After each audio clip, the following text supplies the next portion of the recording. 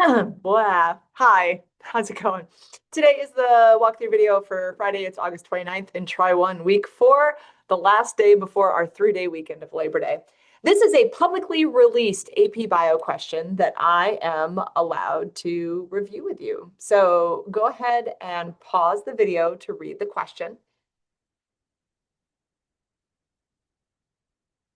Okay. And then you have to think about the answer. Let's talk quickly about a multiple choice strategy that I think will help you as we continue to prepare for our first exam on Tuesday, September 9th. Maybe you don't know the answer. Maybe you do right away. That's so awesome for you. Maybe you don't know the answer for a question. Maybe it's this one or another one. Here's some things you can do.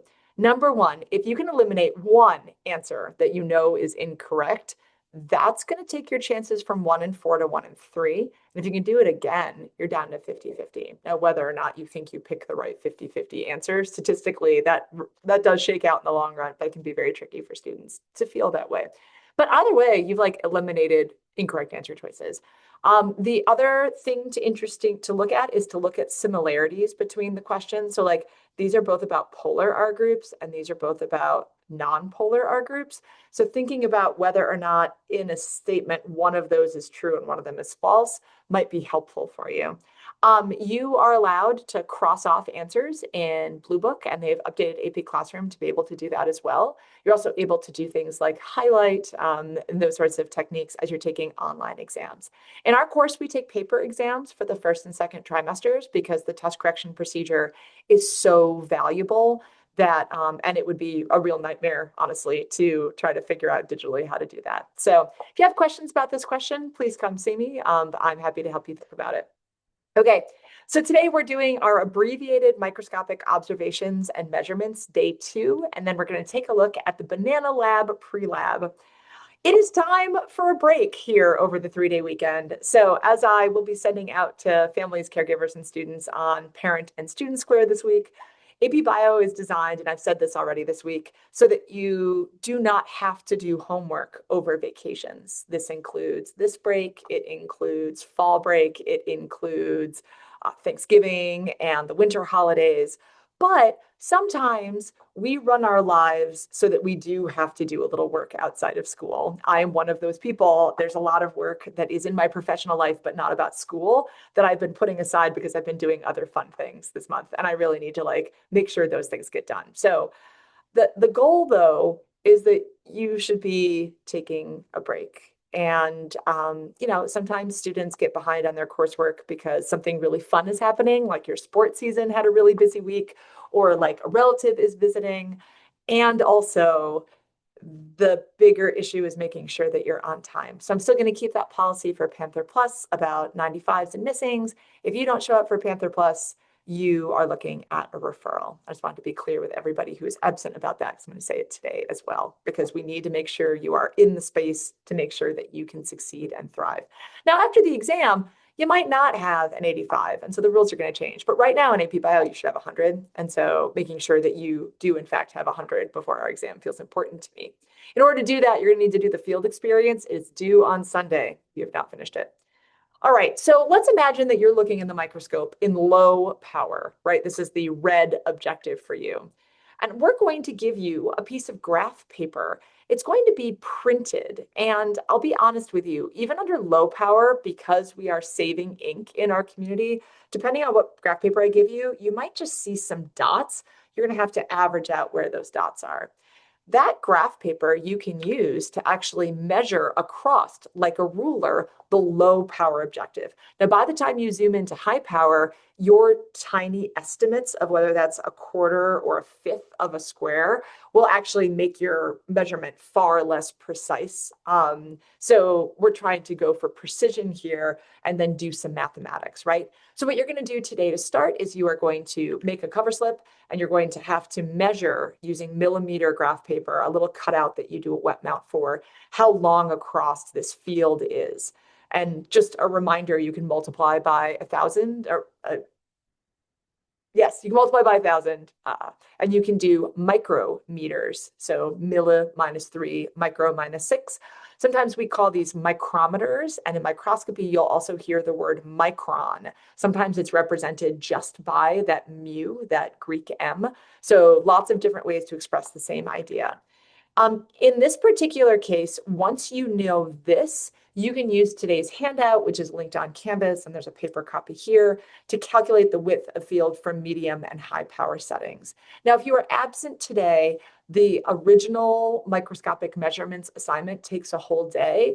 That's not my intent for you. So I'm going to ask that you do the first width measurement as you're doing that online thing. It's going to look a little different, but you don't have to do all of the multiple samples. That is fine by us. This is how you make a wet mount. Thanks, Dave Carlson. So you place a small drop of suspension on the slide. Sometimes that has cells or preserved cells or cells with stains. In this case, today, we're only using water. We're going to put cells on them on Tuesday or Wednesday of next week. So you're going to do a little drippy drip, and then you have to put the cover slip. The cover slips are plastic. They're a little wibbly wobbly. Try not to bend them. And you're going to put it like this. You start on one side, and the edges that touch are going to spread that suspension evenly and even kind of lower the cover slip depending on how much you place. A small drop is really important here. And then you'll be able to use that slide under the microscope. The same rules apply for focusing the microscope. So I'm going to ask that people bring yesterday's lab sheet to the back of the room if they're working today, just to make sure you're not just following these abbreviated instructions. I'll give cleanup instructions at the end of the class period, but we're in the process of kind of negotiating many different classes, and AP is now 2nd and 5th, so that's why these are here. Now, if you're absent, the next order of business is the banana pre-lab. So here is the banana lab for those of you who weren't here to get a paper copy today. Did you understand that bananas are the fruit of banana trees? My friend Bob Kuhn, who now teaches biotechnology but taught APBio for a bajillion years outside of Atlanta, Georgia, is an absolute treasure. So most of us understand that bananas are the fruit of banana trees. So you're going to read the beginning here. There's a pre-lab here. You are going to skip these 2 questions because the actual pre-lab looks like this. And so you're going to make a new entry in your table of contents. You're going to use your notes if you've taken them, plus the information in the lab to be able to understand what's happening and answer these questions.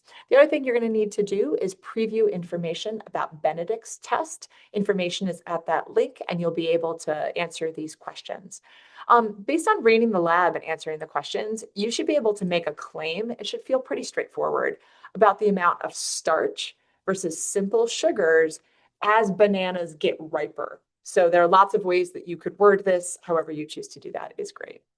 All right, and then last but not least, we're going to do that lab Tuesday or Wednesday, depending on how ripe I could get a banana by Tuesday. There's a banana right now, trying to hopefully have some banana bread, banana ready type qualities at my house. And then the last order of business is the week in review. So I'm showing you the big week in review. If you're using a 1-page Bellwork, it's smaller. Both are great. So in the week in review, we're looking for you to list 5 vocabulary words or terms, like phrases, from this week. And so an easy way to take a look at that is to take a look back over the what's that we've done this week. So we've been thinking about microscopy, thinking about cell structure. That was yesterday and today. We have been thinking about proteins, right? So we took that official proteins quiz. You can use many of the words that show up in there. We've been thinking about the elements of life and macromolecules. And then just a reminder, for those of you who were here on Monday, we were still thinking pretty substantially about proteins. We are not really going to talk about lipids during class time, nor are we going to dig deeply into the structure of DNA. So that is stuff that you are expected to be doing on your own. And next week, we will do the little quizzes, the AP classroom quizzes about those. So 5 words: cells, cell structure, some of the big things we've been talking about, cell membranes, for example, and protein words. And then here's the learning log. I don't know. Oh, because I copied the thing. I'm so glad that you get to be my copy editing situation. So just a reminder that in the learning log, you're going to summarize the main points of the week. And you really can't say we learned about X, Y, and Z, because that sentence you could just plug vocab words in. Instead, tell me what you learned. So instead of we learned about, you can write sentences that in your head begin with, we learned that. And you don't even need to include, we learned that. You can just like say the thing that you learned. You can talk about why what we've learned is important. You can describe some details that maybe you are more clear on through the work we've done this week. And you can do some confusing, those sorts of like, I'm confused, I'm still wondering, I'm still thinking about questions. You're going to turn in the bell work if it's complete. I typically grade 2 or 3 bell works at a time. It's really useful for review. You'll get a 50% if it's incorrect. You'll fix the box. You'll turn it back in. Easy peasy. I also care a little bit about formatting. So you'll see me say, you have to write the trimester and the week because I'm going to have a lot of bell work to grade and I want to make sure I can organize it appropriately. All right, that's it for me. I hope you're doing well out there and that you enjoy the 3-day weekend. I hope to see you soon. Bye.